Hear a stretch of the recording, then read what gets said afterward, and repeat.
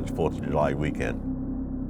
My pager went off, called the station, made a phone call and found out that Lakeville Police wanted my assistance.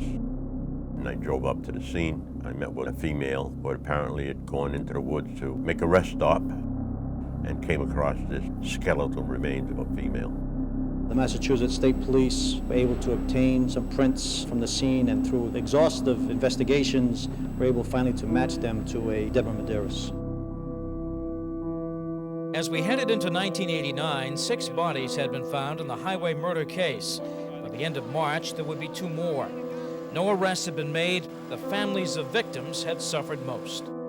I called the police station. I told them I thought my sister had disappeared, that she wasn't around, and was told that I have to understand that junkies disappear all the time. And I'll never forget that line.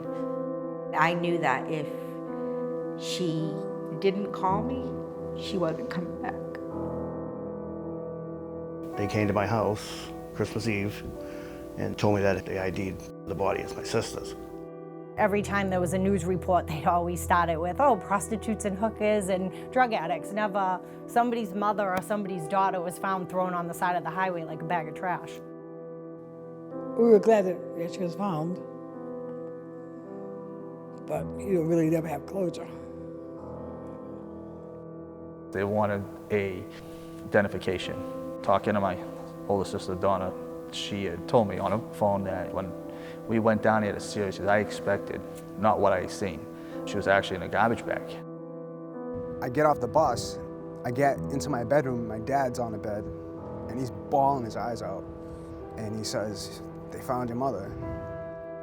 We've analyzed a lot of these areas, and it would lead us to believe that we want to go back to those areas and look for at least 2 people in hopes of finding them if they are there. I just think nowadays what her life would be like. Would she have more kids? You know what I mean? Would she be a grandmother? I hope they find the person that did this, but I don't think they're going to. I think that when you get to an elected position, you have your own agenda, and a lot of that agenda is, how is this going to make me look in the end? If I called them today and told them who I was and what I wanted to talk about, I don't believe anybody would ever call me back at the DA's office. Has your family gotten any indication from the current district attorney that anything's being done about this case? No.